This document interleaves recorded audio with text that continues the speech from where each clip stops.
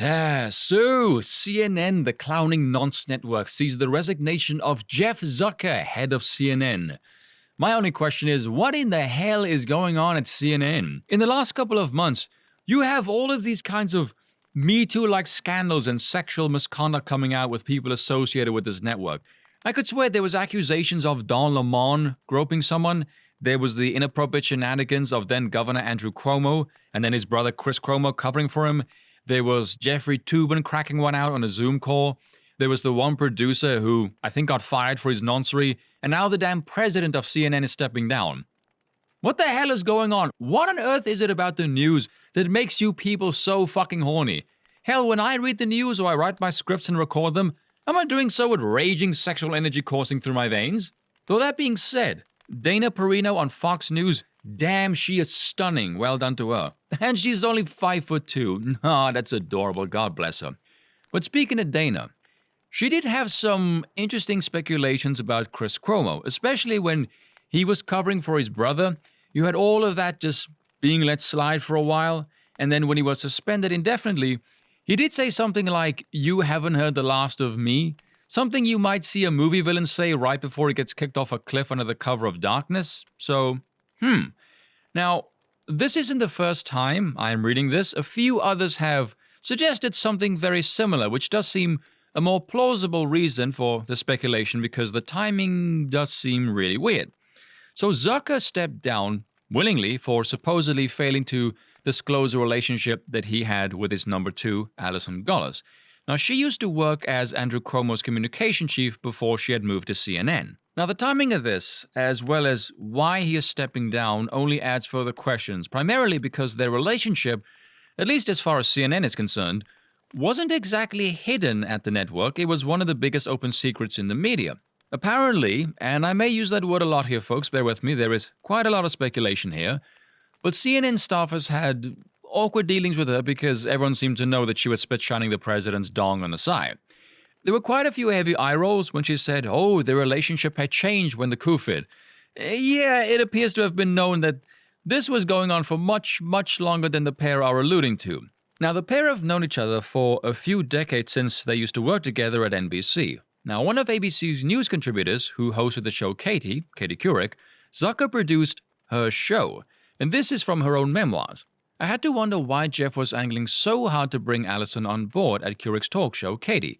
She and her husband and kids had moved into an apartment right above Jeff and Karen's, and everyone who heard about the arrangement thought it was super strange. Now, this is all speculation, keep in mind, but this was in, I think, 2012 to 2014 was when her show was on television. So this would at least give credence to the extramarital affair. So let's look at the speculation timeline we have here. Known each other for decades, Alison moves right above Zucker sometime in the early to mid-2010s. He's divorced in 2019, right about the time they claim the coup is the reason for them engaging in hanky-panky. All the while, it is an open secret in the news media, at least at CNN, that all of this is going on, and has been going on for much, much longer than the gilded lovers are saying. Can see why people have their suspicions. So here is another angle. CNN is owned by Warner Media, their parent company, headed by a guy named Jason Killer, who had heard about the potential relationship around the time Cuomo's investigations were surfacing, but he dismissed them as just mere rumors. However, Warner Media corporate policy holds that any employee must disclose such a relationship with a direct report. Now, given that Cuomo's behavior with his brother was entertained for so long, but ultimately he was let go, presumably because he was too hot for TV and the pressure was mounting, his final words and now this untimely resignation coming out all of a sudden, there might be our potential reason as to why. Also, Cuomo hired a lawyer and is demanding $18 million from the network, and CNN doesn't want to pay him. I wonder why he might hold a grudge, do you? There is also some issue with Zucker and Killer. Word around is they don't get along too well. Now, Zucker was stripped of some responsibilities, and Zucker didn't take too kindly to it. I did read that Zucker was furious that his subordinates, of which Alison would be one, must report directly to Jason and not him. That might be what pissed Zucker off, I don't know, merely speculating. But Zucker did say he would at least see the merger of Warner with Discovery, who was headed by Jeff's pal David Zaslav, who presumably would keep Zucker on board. But who knows? But according to CNN staff, this is all a bit of a shock because Jeff, bizarrely, is quite liked at the company. A great leader during a tumultuous time in the country, says one senior network correspondent. Ooh, I will end this video by trashing these bastards for that one. You assholes are the prime reason for that tumultuous time. You were in fact fomenting it. You assholes were propping up Trump because you're Clintonian simps. Can you guess why your network is called the Clinton News Network? There is a reason why Russia was uttered by your network during the Trump years more than a damn communist in the USSR. Jeff Zucker didn't pull you through jack shit. He was just there for the ride. That guy looked at Twitter and went, holy shit, Trump's antagonism gets massive traffic. Let's just attack him constantly. That was your business model for 4 years. You just jacked Twitter and put CNN's logo on it. Who was the guy that said to Brian Stelter, without Trump you'd be lost, your ratings would disappear without him? Openly said to his face, without Trump your network would tank.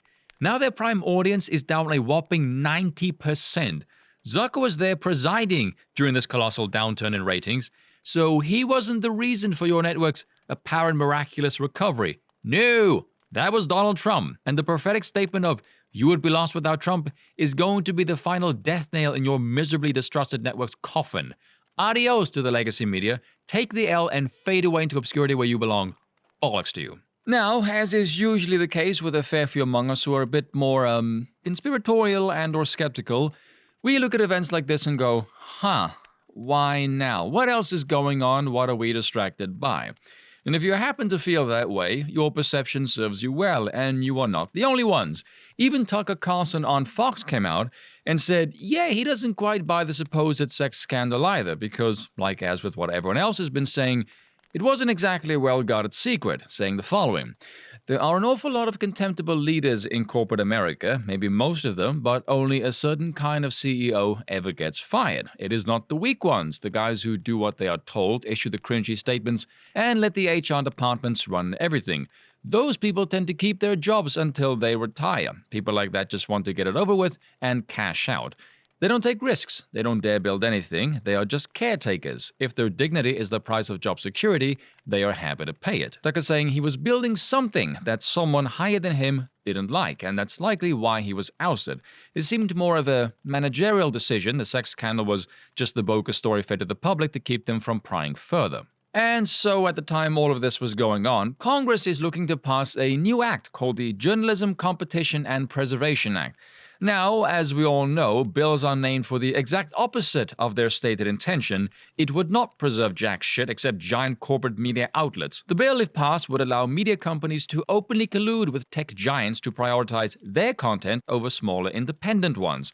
Essentially saying if you are under specific criteria, which, surprise, surprise, massive corporate entities like CNN and MSNBC would pass with colossal numbers, you would get buried by them. So Amy Klobuchar, Democrat, miserable wench, insisted that the antitrust carve-out was necessary to protect the news media, even though, as experts witnessed Dan Gaynor of the Media Research Center pointed out, American trust in the media is at historic lows, even by worldwide standards, for heaven's sakes.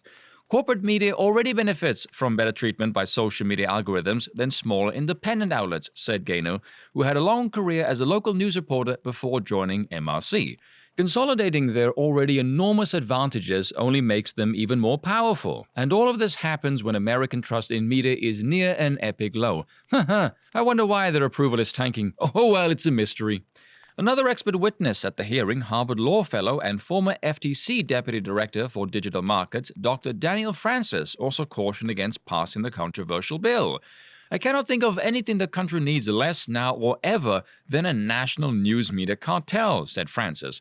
Prior to this hearing, the JCPA had been condemned by a wide range of policy experts and journalists from across the political spectrum, including SEC Commissioner Nathan Symington, communications law expert Professor Adam Kandaup, award-winning independent journalist Glenn Greenwald, and the liberal advocacy organization the Electronic Frontier Foundation. House GOP leader Kevin McCarthy has called the bill the antithesis of conservatism. The bill has been strongly opposed by Representative Jim Jordan and Senators Marsha Blackburn, Marco Rubio, and Tom Cotton.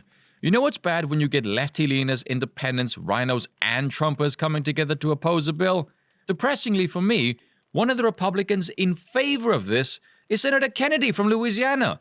What the hell, Kennedy? Have you lost your mind? You're a Trumper, for God's sakes. Are you fucking crazy? Trump, next time you get Kennedy alone, bend his ear, will you? Wrench it if necessary. No. If Marsha Blackburn, Glenn Greenwald, and the FCC are in agreement and you're siding with the Democrats opposing them, you know you've done something horribly wrong.